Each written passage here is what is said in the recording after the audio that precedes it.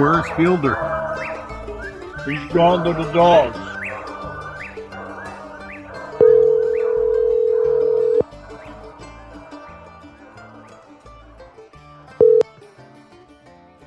Hello. Fred Moran, the Redbone man. Well, some call me that. Some call me a lot worse things. Fred, Steve here. How you doing? Oh, I didn't even reckon. I seen the 919 area code. I thought, who's from North Carolina or someone called me from there? Well, now I know who. Yeah, What's happening? Oh, nothing much. I felt bad, but I didn't have very much time to come by. I was in Pennsylvania for 2 nights over at Randy's. Yeah. Dandy Randy's? Dandy Randy's, yeah. And had a nice trip there. And I've got this recorder running, if that's okay with you. That's maybe that's a good story about the last couple episodes that I went up to the mountains to my brother's and hunted with the young fella up there, my buddy Keston Jesse, and I hear somebody's trying to call in, and that's my old buddy down in Alabama, Nubbin Moore. This is Coonhound Central sometimes around here, Fred. I know you probably know all about that, but anyway, I was in the mountains there, Virginia, for a few nights, and then I came up to Randy's. We hunted. Or did he go over Slippery Rock? No, we just hunted right there around home. I don't know that I've hunted around Slippery Rock. I do know one time that I went with. It's all level, and every farmer wants a coons killed up there. Well, that sounds like my kind of place, because definitely where we hunt around his place there, it's not level. No, I know it ain't. One of his customers was down here 2 nights ago hunting with me, and he didn't bring a dog, and he's got a good dog. Yeah. He bought it as a puppy off of Randy. I told you about it before. Yeah. He had it in 6 hunts. He won his calves all 6 times. It's a night champion now. And man, that's awesome. He didn't bring a dog. Him and Bill Lash came down, and we hunted. Well, they did a little bit of bow hunting. I took them out to a farm where I had permission for them to go on there. I don't know no Indians, and I don't do no bow hunting, but I just they saw and with $50. Oh my goodness! And some of them were pretty darn good. We saw one in a bean field. We spotted him with a light, and what we spotted was his horn sticking up above the bean, so you couldn't see the deer till we made some noise, and he picked his head up a little bit. But he had a good rack on him. Oh, yeah. And we seen, probably, I'm guessing 38 points, and probably the rest mixed ones, anywhere from 10 point down to 4 and spikes and that. But deer were everywhere that night. We didn't stay long. There was Zach Kane came over. He brought 2 dogs. I only took 1. Well, that's all I got. And so we had them 3 dogs. We treed 2 coon that we saw and put 1 in a brush pile. And we didn't hunt long. We had the girl with us. Her name is Carrie Boyd, her right name. I call her the blonde bomber. She went with us. Zach Kane came, and then me and Randy Fish or Cody Fisher and Bill Lash. So you had a good group then. Well, speaking about the deer, man, we saw tons of deer over at Randy's. There, your state's loaded with deer. There's no doubt about it. He's got a lot up that way, but we have an awful amount of deer down this way anymore. I think this is the most I've seen. You see a bunch of them. Oh, yeah. Yeah. I hope I see one when I'm looking for one the first day. Well, that's it. I didn't know if your gun season was in yet or not. And before I called you, I thought, well, Fred may be out deer hunting today. No, I've been having some health problems for a good while now. And I got to go for blood work. And I'm going to go Monday morning. And when I get to blood work, I'm going to go to Indiana. Me and my kids, we usually go there every year.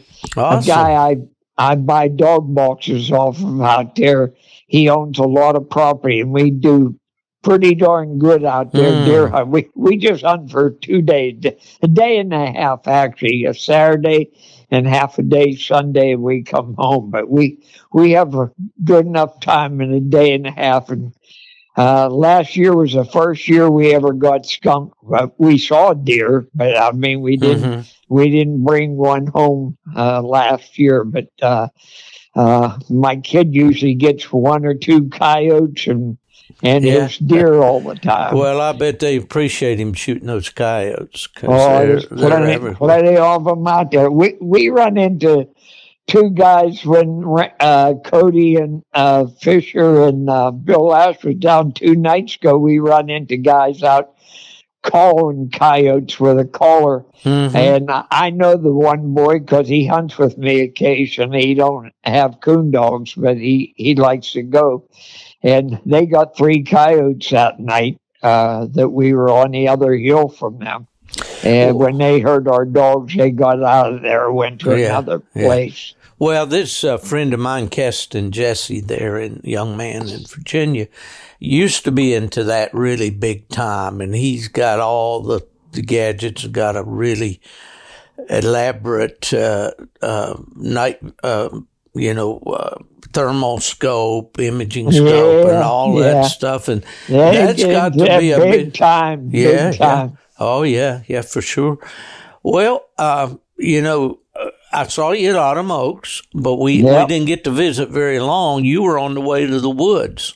I think you had your dog and your lights and all, and you were ready to go. They took us about, I'm guessing, 70 miles north of the club hunting. This place here had 5,000 acres of corn and 1 acre of trees. Oh no!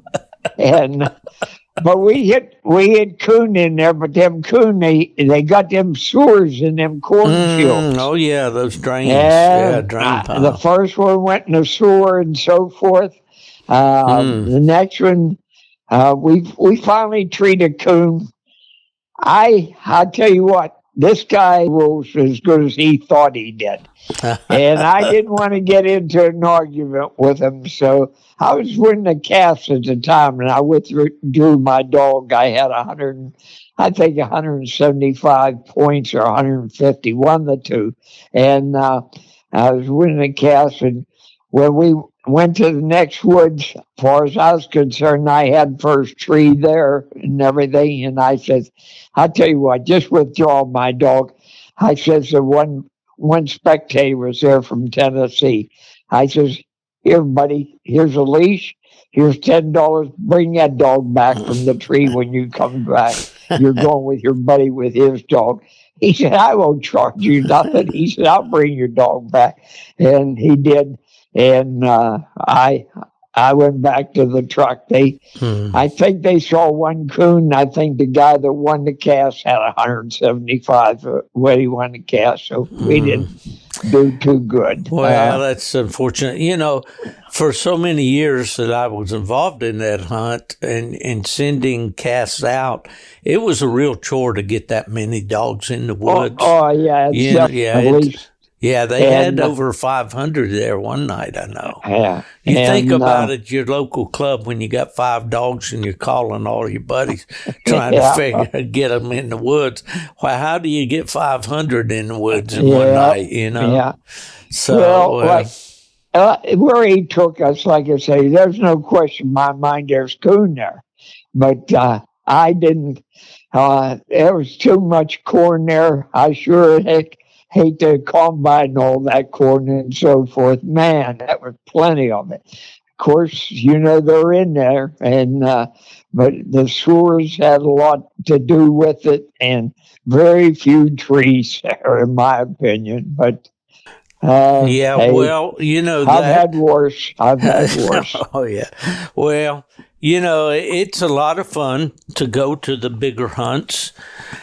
This subject came up in my mind here just this week. And, when I was with PKC, I always enjoyed, but of course it was my job, but I enjoyed going down to Aurora, Kentucky for the World Hunting Super Stakes. The grind, but when it was over, I was glad it was over. But I hadn't seen in years, and all of that figured real heavily into my evaluation of that, of going to Aurora. Right. I posted a picture that showed the crowds, and there were tremendous crowds down there at that hunt always. That tennis center was just full of people all the time. I was down there one time. Yeah. Well, it was a good hunt. I won the first cast, but I didn't win the... Well, that's my story, my life. But anyway, what I was going to get at, and I'll move on, but is that there were some comments to my picture, and some said, well, I wouldn't trade Salem, Illinois for it. And that's where they have it now. And I get it. If you're going there to win a world hunt and you want to, be in coons and you want easier hunting and all that, Salem's definitely better than Aurora, Kentucky. Mm-hmm. But if just for the whole experience, of the whole thing, to me, it's all in the perspective that you look at. If you go to Autumn Oaks thinking you got to win it or you're not going to have a good time, then you're probably going to be disappointed, Yeah.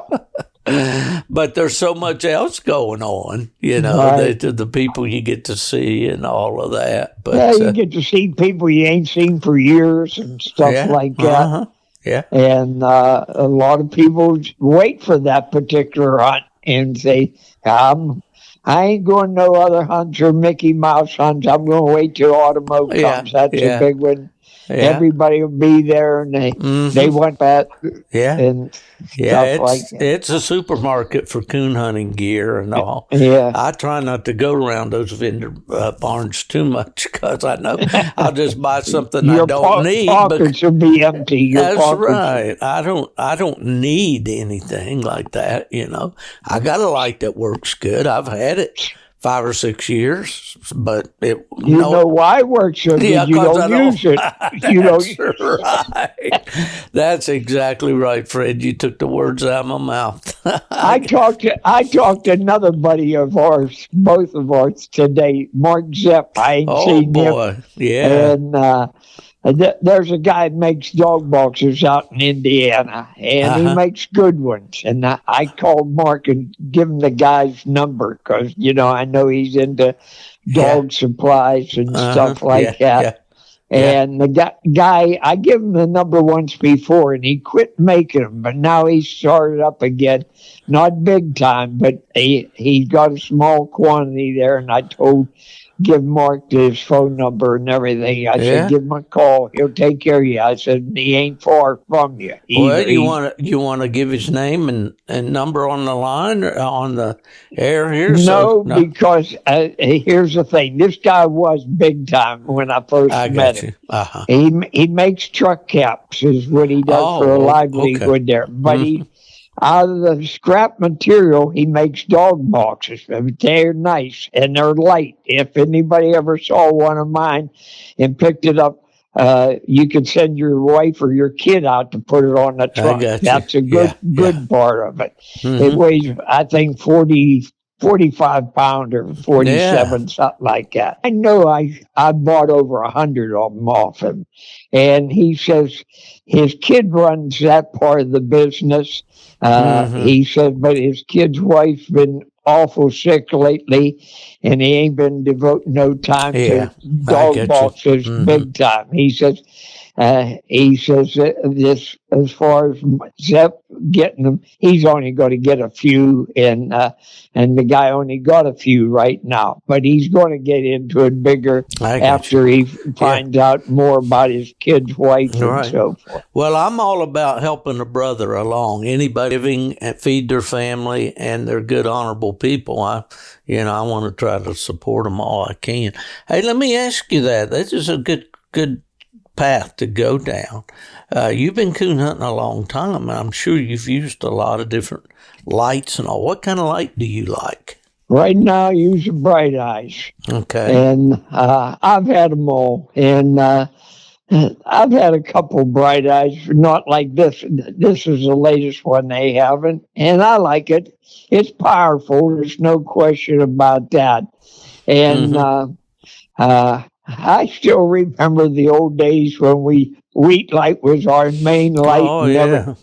I remember the year in '82. I went to clear down to Pine Bluff, Arkansas, and run in the ACHA World Hunt. I got lucky down there, got 5th place.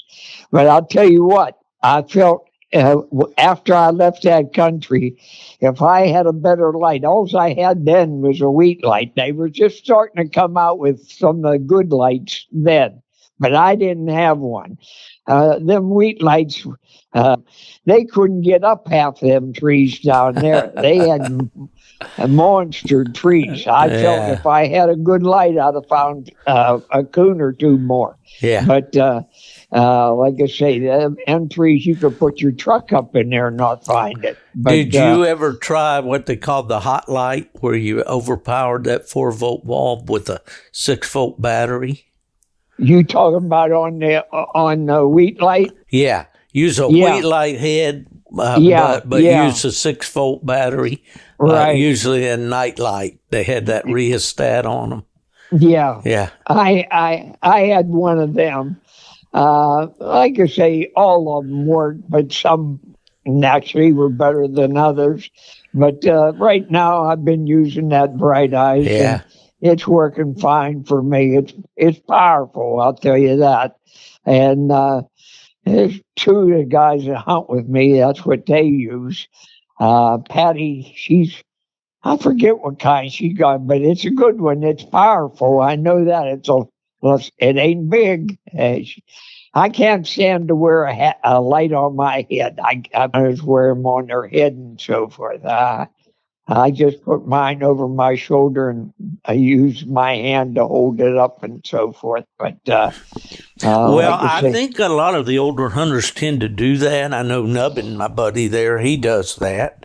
He doesn't wear a headlight, And do you use one of those little harnesses that you can? With the wheat lights, they made them. I don't know if they make them that'll fit these newer lights or not, but there was like a little necklace thing that you could strap or put around your neck, and you could clip your light head where it kind of rested right on your chest. I've seen them, but I've never used one. Yeah. No, but like I say, I just throw it over his shoulder and so forth, and but they're a good light. I haven't had no trouble with mine. I guess I've had it probably maybe close to 2 years now. Yeah. So it suits me right. It should last for a good while yet. Oh, yeah. Well, I really don't need a new light. I use this K-Light Zoom, and you can adjust the head from wide down to a real small spot. And it's worked good for me. I haven't had a minute's trouble with it, really.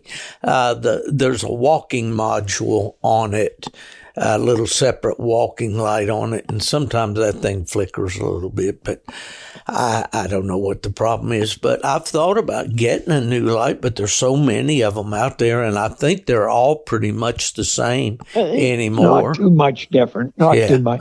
I do like that I forget what you call it. They have them on scopes on rifles too. That little dot. Yeah. What the heck's it called? You mean a scope, or are you talking about a light? A No, laser. it's You're on that the light. laser. A laser. Yeah, the laser light. Yeah. I like that. When You you know, say, "Hey, here he is here," and you put that on. absolutely. Yeah.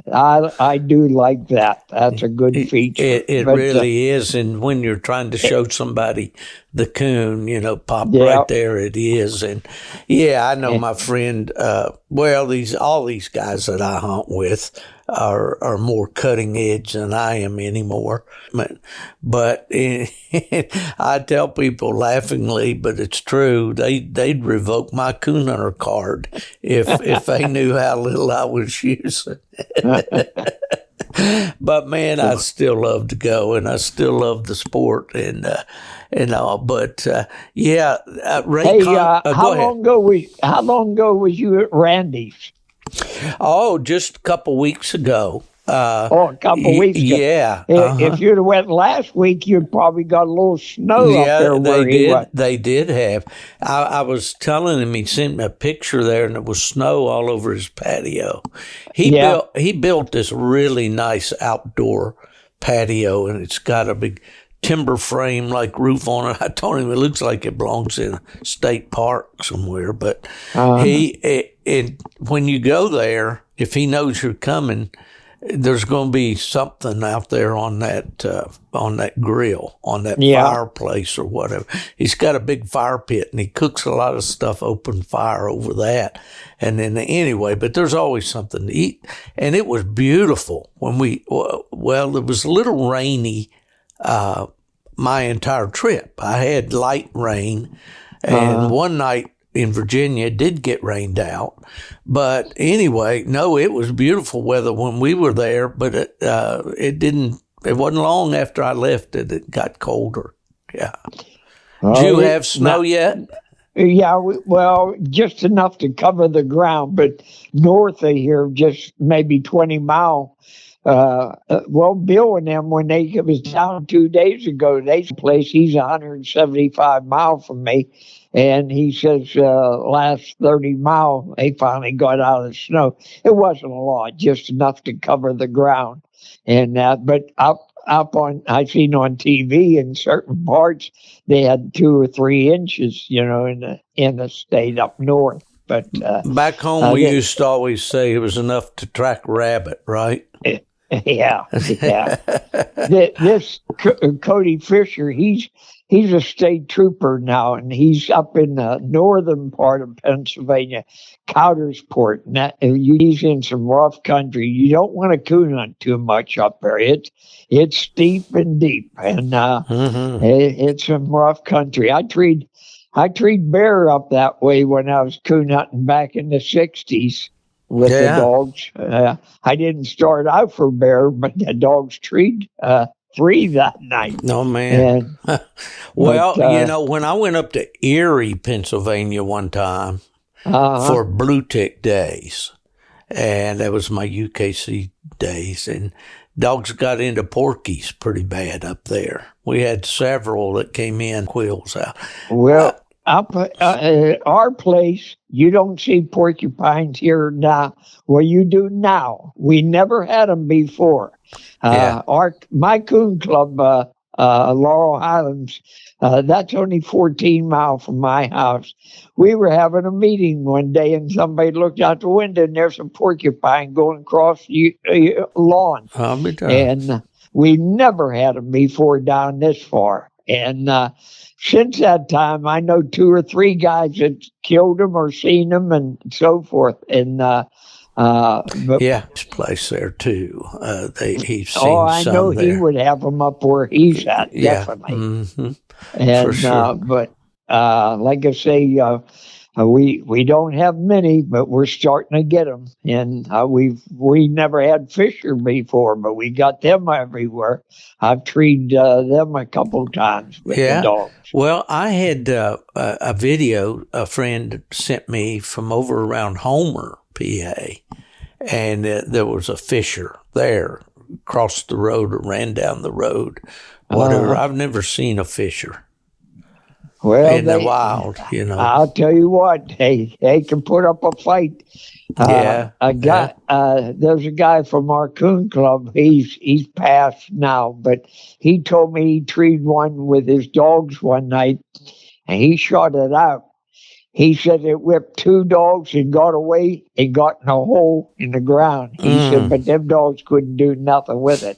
I treed one with the dogs where I used to live. I never expected a fisher to be in that area there. And it's just a little bit of farms and that's it. And here I run into a guy, he trapped that woods a lot. And I said, you ever see a fisher in here? He says, oh, yeah. He said, I got him on trail camera. He said, there's a lot in here. Well, I only treed that one. In fact, at night I treated, I thought the dogs were running something. I knew it wasn't a coon. And the way they run it, I had my grandson with me. He was only about 16 or so at that time. And I said, hey, them dogs, I think, are bumping a deer. I said, you go up at the edge of this woods by the field. I'll go down the lower part, whichever one you grab. I said, they come through, grab them and beat the hell out of them because I want to get them broke off of whatever they're running. And I figured they was running a deer. Well, they came my way, and just as they almost got within maybe 50 yards of me, they made a U-turn, went straight back, and they treed. I thought, hot dog, they finally got treed. I figured they got a bobcat or something. Well, my grandson, where he was, he started in, and he beat me to the tree. And he came back and met me. He said, they got something. I didn't know what he was talking about. Well, as soon as I got in there, I seen what it was. And he's jumping from limb to limb. I figured he's going to bail out on the dogs. And but anyhow, I never expected one there in that territory there before. Since that time, I know a couple other guys that treed one in that woods. They seem to multiply, and most guys are convinced that the big ones will kill coon and have no problem being nasty animals to deal with. Yeah. Well, you know, that brings up to mind the fact that I've seen some dogs over the last few years that are really good coon dogs, and they got all the tools, but they don't have any grit. Now, grit used to be something that we looked for in a dog. We wanted a dog to be gritty. We wanted him to be able to kill a big coon and all this stuff. But there's a lot, well, I don't say a lot, but there are dogs out there now that run and tree coons and do a heck of a job at it that don't care anything about fighting a coon. Well, do you that's see that at true. all? No, not too much. Yeah. And I'm not bragging on the breed. I always felt red dogs were pretty good as far as kill dog and so forth. Most of them, not all of them.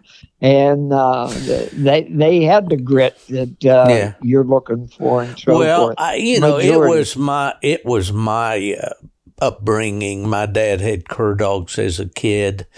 And they apparently, were pretty much. And then my dad getting the plot breed, and they, as far as gamey dogs and dogs that like to hunt, for the kill, they were, about as tough as you'd find at that time. There used to be a guy up here, he had a plot dog. I don't know if he was registered or not. And this was all back in the 50s. But he was a good dog. He was a heck of a dog. Well, that guy, when that dog died, that guy might as well have died. He quit after that. Yeah. He felt he could never replace that dog, and he was a notch above the best. And that was the best plot I ever hunted with. Mm-hmm. I don't know where he got him or what, but I used to hunt with him as much as I could because he had a better dog than I had, and I figured mine will learn something from him. But Yeah, that's nobody. just one of the things that's gone by, I think, in hounds over the years. I mean, we could get into a deep can of worms here, but those old dog traders scratch their muzzles all up so they look like they've been fighting. Yeah, they were fighters. Yeah. And usually, if they had them slits in the ears, it was from dog fights. Yeah. Well, let's talk about it. You were hunting a Redbone female at Autumn Oaks, right? I still got her. Yeah. In fact, that's the only dog I have right now. Boy, she's a pretty thing, Red. Her, as far as I'm concerned, she got a good mouth. She's a heck of a tree dog. Mm-hmm. I've had plenty of offers for her. I bet. And I told two of the guys, I said, if I sell her, then I'd be looking, and I ain't going through that again. Well, I'm going through that as I try to mentor my buddy there, Keston. Now, he's been hunting for quite a while, but he's got a lot of questions for the old man. But I notice that the longer he hunts, the fewer the questions are coming, and the more he's of the learning more. He's learning more, and he's not much to give advice. He's a pretty polite guy. But I noticed that the old man is not the source of information to him that I once was, because he's got a lot of it figured out himself. But they've been after him to buy his dog, and and I told him, I said, well, Keston, you might look up and find another one that you like as well, but you might spend that money and that much more trying to find one. You will. I know that how that works. You might make a good profit, but yeah, that's true. I remember years ago when my best dog died, and that was he was old, developed different symptoms and that. But when I start looking, I think I tried over 70 dogs before I bought one to keep. Now, don't get me wrong. A couple of them I bought because I felt they were well worth the money and I could sell them and make a little money off them. But to buy one to keep for myself, I went over 70 some dogs. My wife used to say, I'd be in Kentucky one week, and Alabama the next week, Tennessee, and wherever I heard of one that I thought the guy was telling the truth, and I'd be making a trip, and 90% of them trips, or 95%, were for nothing. So I know how that goes. A guy just told me a couple of days ago about a dog he went to try, and it was down your old country, West Virginia. He said, that was 5 hours down to there. I say, if you'd have told me who had it, I'd have saved your trip, because I know that guy ain't going to have nothing that's going to suit you. I got to tell you a little quick story, Fred, and I'm sure I've told this on the podcast before, because I've recorded well over 200 podcasts so far. Mm-hmm. It doesn't seem possible that I have, but I'm sure some of these stories are getting worn at the edges. But there was a guy in our hometown there that, I don't know, did you ever meet a coon hunter in southern West Virginia named Leo Lars? What's the last name? He was a railroad man. Not that I can remember. He was a big fellow, worked on the railroad, always kept a coon dog. He'd go looking for one. He's kind of like you. He'd find a good one, But he told me one time, he said, I read an ad in the local paper in the classifieds. A guy said, coon dog for sale. And he gave the guy's name and a little, it's not really a community, but a little area on the outskirts of our town called Gray Flat. And he drove out and he pulled up to this place. It was back on one of those old strip mine jobs. And there was a tar paper, what we'd call a tar paper shack. You know what that is? Right. Oh, yeah. We have them here in Pennsylvania. Yeah. And he went up and he knocked on the door. And the fella came to the door. And he said, introduced himself, and he said, "I understand you have a coon dog for sale." And he said the guy kind of talked through his nose, kind of funny, and he said, "Hang on, buddy, I got 26 coon dogs." No, first, not to interrupt you, but the first thing you ask, you don't ask if you ask, do you have a coon dog or a coon hound? Right. There is, and if they don't know the difference, tell them there is a difference. Oh, yeah. Well, that was when I had the fella on that talked about Cass Walker. I did an episode on that. Hey, you were down in that country. I'm on television and sell yeah. a coon dog. Yeah. And sell a coon dog. Absolutely. I couldn't believe that when I seen that. Yeah. Well, my family, we'd go to Nashville area to my grandmother's, and we'd stop off around Knoxville, Oak Ridge, to visit my dad's sister and her family, my cousins and all. And I remember staying over and seeing Cass Walker on TV in the morning. He came on like 5:00 in the morning or something, Well, I did a whole episode on Cass Walker, and I had he also was his driver of his car to drive him around. He owned several supermarkets. Right. Yeah. But three anyway, of them that I know of. Oh yeah, and he told the story and of a how radio station. Oh yeah, too. absolutely, yeah. And TV, he'd bring, if he caught 2 or 3 coons the night before, he'd bring them in there and throw them down on the floor in the TV studio.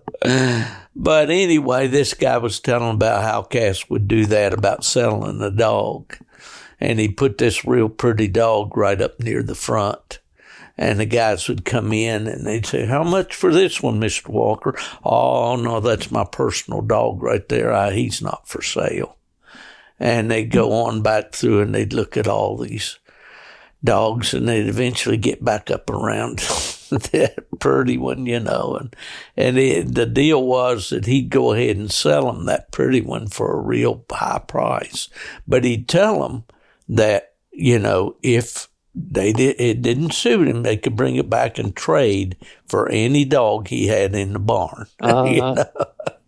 So he'd already outpriced anything he had in the barn, which one they bought if they brought him back. I bought a red dog from a guy in Tennessee one time, and he swears that's where it came from, Cass Walker. Mm-hmm. Whether it did or not, I don't know, but I called the dog Rat.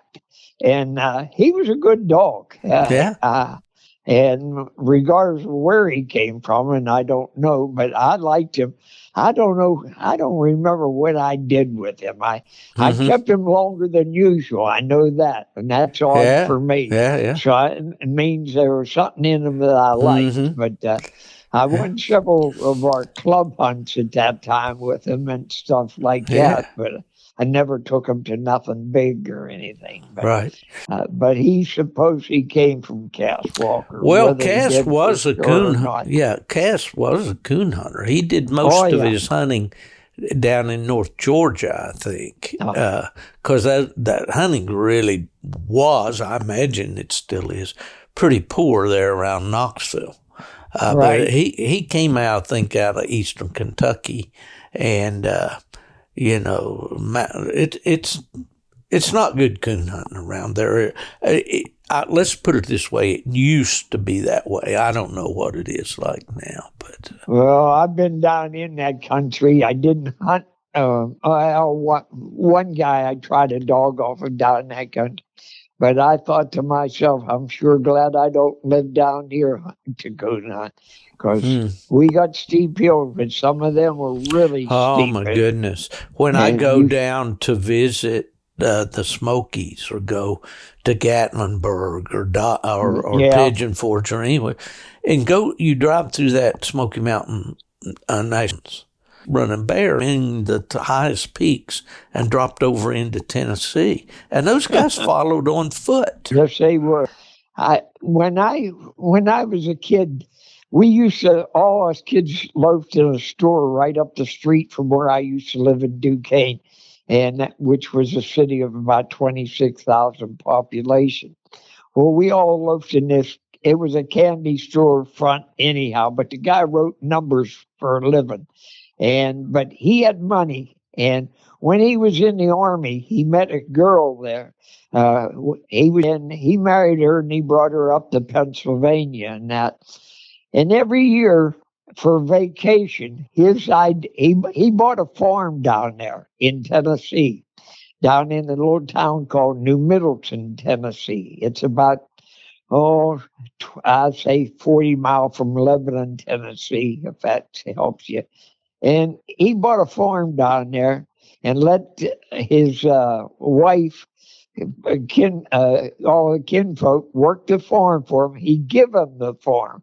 The only deal is that he got part of the crops and so forth like that. That's how. But he'd go down there every year in the summer, like August or so, and just do nothing but sit on the porch for about 10 days. That was his vacation. And so he knew how much crazy I was for hunting and that. He said, I'll take you down there. Well, the first year I went with him, I didn't take no dogs. The second year I went with him, I talked him into he was no hunter. He could care less about hunting. And the second year I talked him and let me take one of the better red dogs I ever owned at that time. I called him Lee. And anyhow, I took him down there. And the one guy, a relative of this guy that owned the farm, well, his name was Louis, that took me down there. I was all over them hills in the daytime, shooting groundhogs, crows, anything I could shoot down there. In fact, I killed my first rattlesnake that I ever saw was down there. It was curled up in a rock pile, and I couldn't see its head or its tail, but I knew that was a snake. That bullet ricocheted. It might come back and hit me, but I thought I'm going to take a chance. I shot the snake, and I hit him.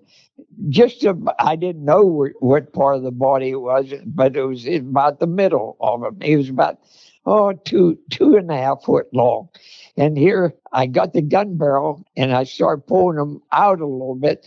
And I seen that head. I knew it was a poisonous snake as soon as I seen that head. And then here the tail came out and he had 8 rattles and a button on him. And it was a rattlesnake. And I kept on teasing with the gun barrel. I wanted to see what that venom looked like on the barrel and so forth. And you might find out what it looked like on your leg. Well, no, I was careful there. And he couldn't strike at me. He wanted to, but he couldn't because that bullet cut him almost in half where I shot him at. And he couldn't curl up to strike in that. But I took him back to the house there, took them all the way back, showed them. And later on that night, when the boy went up to get the cows to bring them in to run up there, but by the time we got up there, it went in a big brush pile. We lit the brush pile on fire, but we don't know if we cooked them or not. And but when I went coon hunting that night, or it was the next night, the one guy I talked him into going, I still remember what he said. He says, I didn't say I ain't a-going, but it's a dangerous out there. He mean the snakes. It's dangerous, huh? Yeah. We left the house and walked up a path, and the dog took off, and I had the light on the dog. I thought, what the heck's wrong with him? I walk up there. I don't see nothing. I felt it was a snake, but I never saw nothing. He did that 2 more times up that path, and it got me scared. I brought the dog and put him back on the leash because that was the best dog I've had in a long time, and he was number 1 in my book. But I didn't go hunting the rest of the time down there coon hunting. I was afraid of them snakes. Well, everybody don't realize snakes feed at night, and they'll eat in daytime if they catch something. But that's when they move, is at nighttime. And some of my buddies never thought snakes go out at night. So, but I think it was Charlie Pride that had that song, "The Snakes Crawl at Night." Well, That's they what do. they say. They do. I've had two dogs bit by snakes, poisonous Yeah. snakes.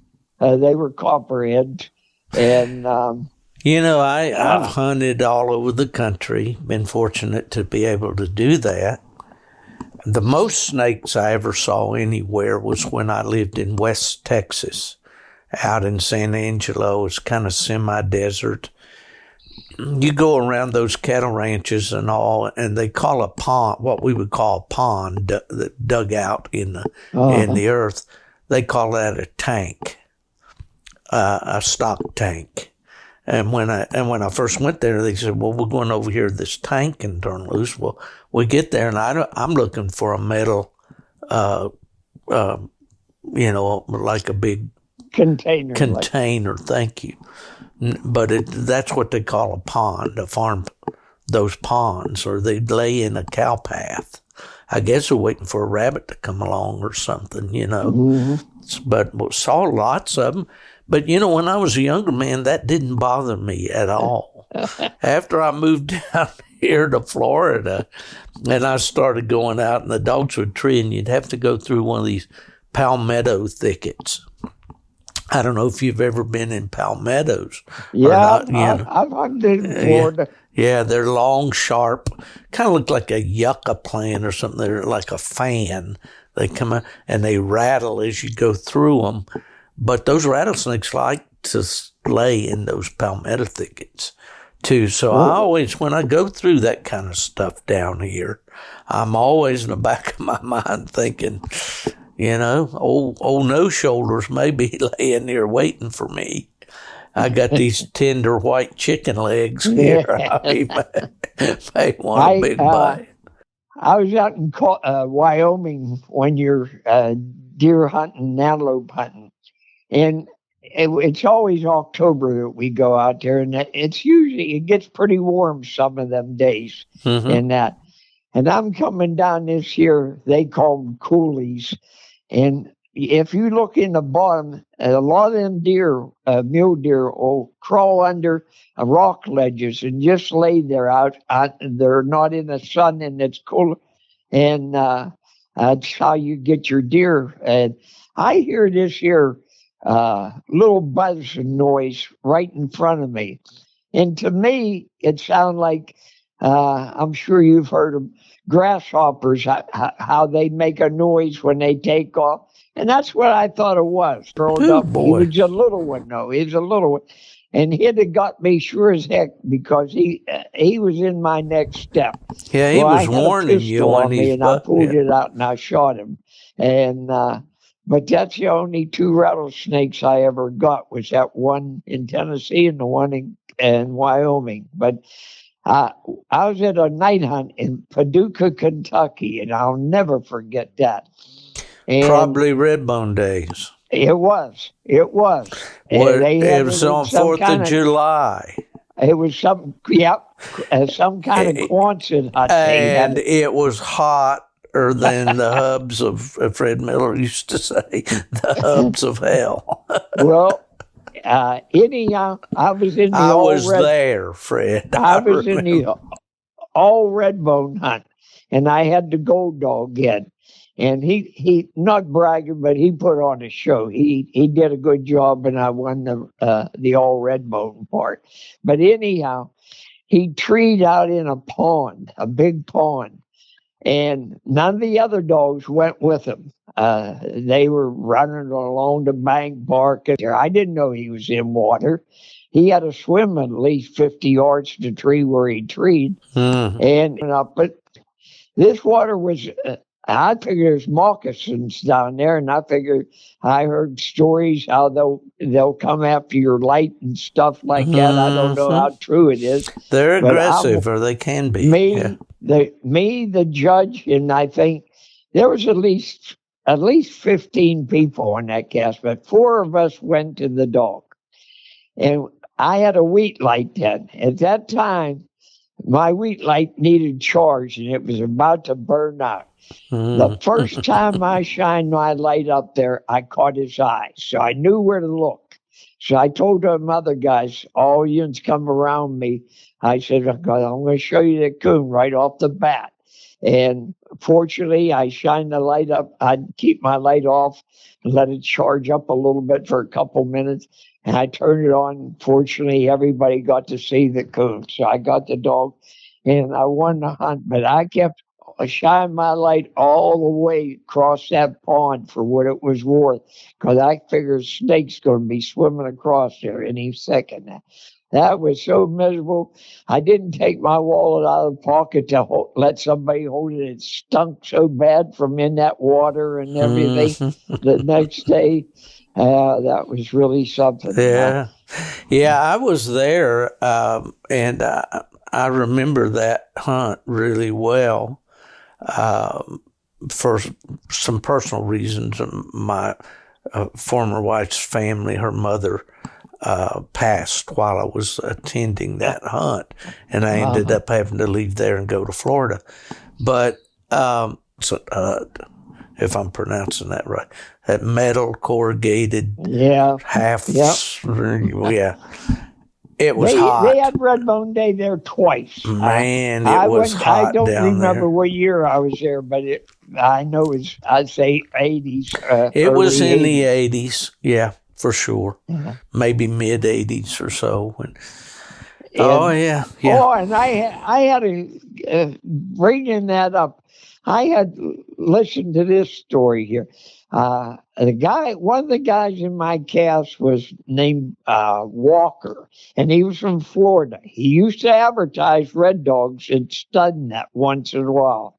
I think his first name was Billy. I'm pretty sure. Well, his daughter was in the cast with her. Her uncle was running the Red Dog against me, and I don't remember the other two guys.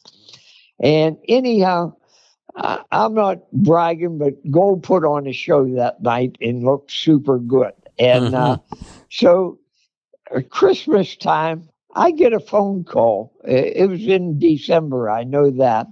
And she says, I forget her first name. We'll say her name was Susie. She said, I'm Susie Walker. Do you remember me?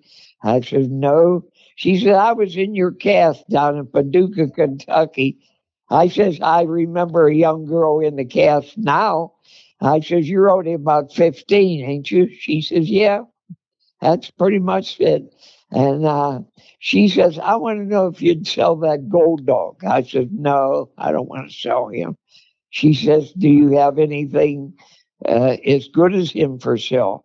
I said, I got a dog for sale, but they tree a lot of coon. She says, what do you want for it? I said, $3,000. She says, well, I'm going to buy the dog for my dad for Christmas. I said, I'm not being a smart aleck or anything, but where is a girl 15 years old going to get $3,000? And she says, I got most of the money, and what I don't have, my mother will help me out on. My darn, they bought the dog off of me. And I didn't hear a thing from them until Christmas Day. And they called me up on the phone.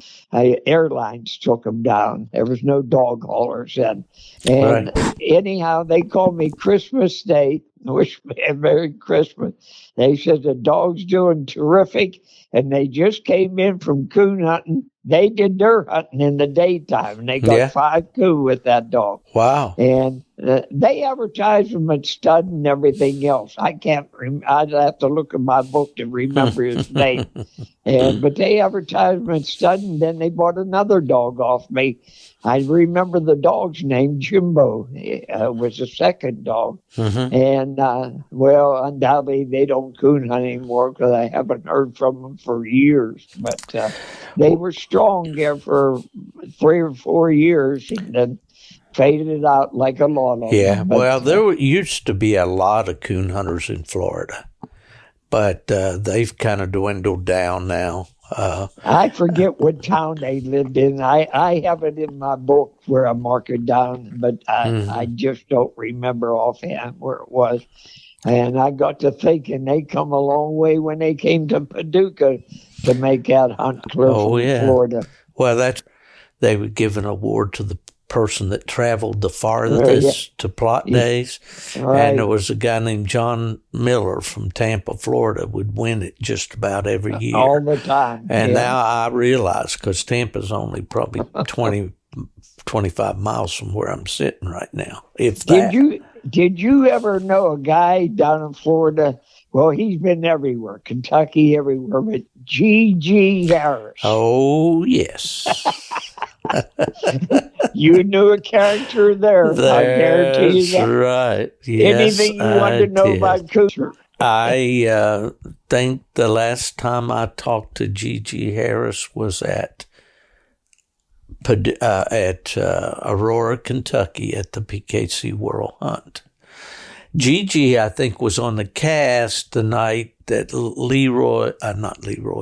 Tim Ball was hunting in the ACHA or AKC. I don't remember which. May have been the NKC World. They had a world hunt down here in Florida. And Tim Ball was in the final cast with a dog called Log Chain Leroy. I remember that name. Advertising the dog. And Gigi was in that cast.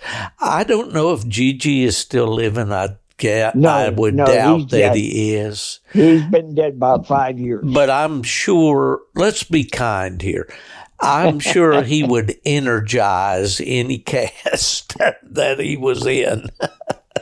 Oh, he was a character. He knew everything.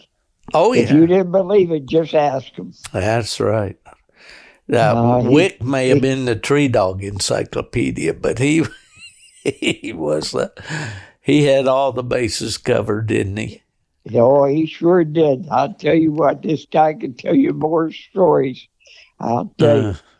You know, there was a fella, and I don't know if you and I may have mentioned this on our podcast before, but I didn't discover this guy's writing until later on. In fact, I was laying in my bunk in New Mexico on a bear hunt, and picked up a copy of this book and started reading it, and it fascinated me.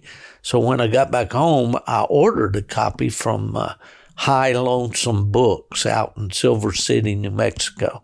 I don't know if you're familiar with that or not, but no. That they reprinted a lot of the old hound books and all, and they had quite a, I don't know if they're even, I know the gentleman, his name escapes me right now, that ran that publishing company, but he's passed on. But anyway, this guy's name, he lived here in Central Florida, and it's Jones.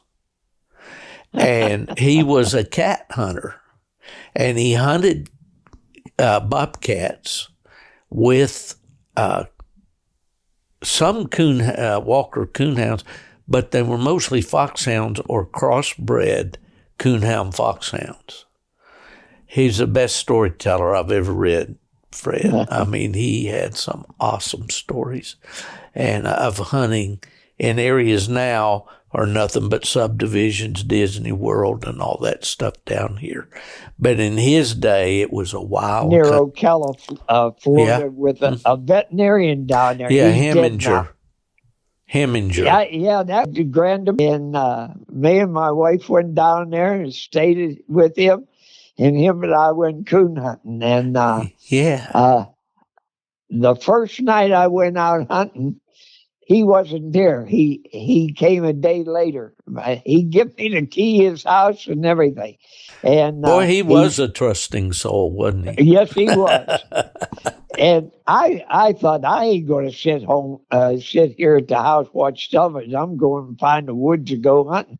I took a ride out, and I found an orange grove, and I figured there ought to be a coon there.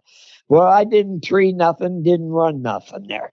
I got the dogs, and I put them in the truck, and I'm ready to leave, and a car pulls up in this orange grove, and a guy, probably in his 60s or 70s, gets out of the car, and a young girl with him, probably, I'm saying, 18 years old or so. They open the trunk of the car, and about 5 dogs come out of that trunk of that car. And I said, what are you hunting?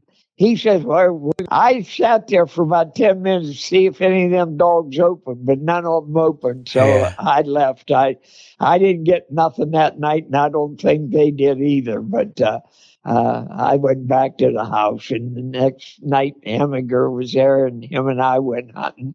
I don't remember what we did. I think he was, well, I'm not sure. Was he a blue He had ticker? blue ticks. Yeah, Blue yeah. ticks. Well, you know, he was well known here in Florida. Of course, this is before I came down.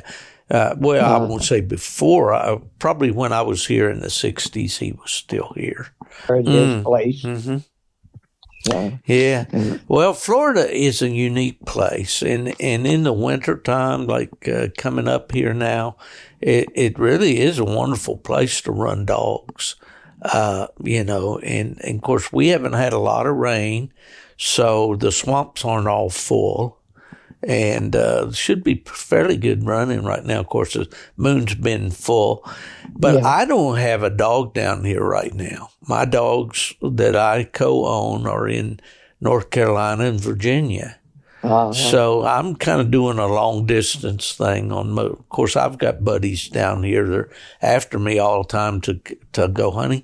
But I have to drive an hour to hour and a half to get to the woods. So you know, I'm getting lazy, Fred.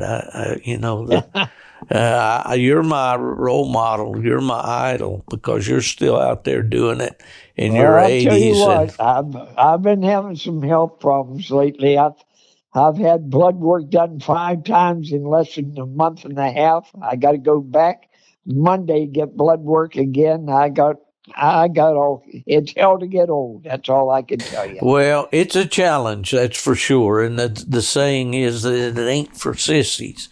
And that's for sure too, you know. But we keep doing what we can do, right? That's all we can. You know, my friend Nubbin Moore, you know, he and I talk about this a lot. We're getting ready to go in about 3 weeks. We'll be on the White River out there in the big refuge, you know, and how are you going to get any dogs? Or you got to go up to pick your dogs up? Well, what we'll do is my buddy from Virginia will be bringing them Nubbins and overnight and eat all his food and all that, and then we'll head on over there. We go always every year. We're going to hunt. Maybe we'll hunt 2 or 3 extra nights this year. Yeah, you know, after about 5 nights, we're worn. In the mind, but not in the body. That's right. They say the path to Hades is paved with good intentions. So that's where we are. Fred, man, it's great to talk to you. We've been at it here an hour and almost 10 minutes, and yeah, well, you ought to have enough for the next podcast. Oh, that's right. We'll put this one. Wait, before I hang up. Good night, your time. JJ. I want to tell JJ good night because he listens to the podcast. All right, you tell JJ we hope he's doing well, or I'll tell him, JJ. All right. We hope you're well. Everything up there in PA, Fred. I hope you get that big buck in Indiana. I'll try. Send me a picture, will you? All right. Okay. Folks, it's always great to have Fred Moran on the podcast. He really is an amazing individual, someone that I enjoy, not only his friendship, but I enjoy his longevity in our sport. He has definitely set the mark for the rest of us. Next week on the Gone to the Dogs podcast, my special guest will be Josh Michaelis. Listeners will know Josh from his association with Joy Dog Food. And Josh is an innovator. He's always thinking of new and better. And he's going to be talking about this new Elite Handlers series in which they are ranking the top pro handlers in the country. And we want Josh to tell us all about this new program, and he'll be on the Gone to the Dogs podcast next week, so don't miss it. It's hunting season all across the country, and if you are in need of anything, these guys can get it to you and get it to you quick. duhuntingsupply.com. Check them out. You'll be glad you did. Until next time, folks, this is Steve Fielder checking out with you. As always, I'm gone to the dogs.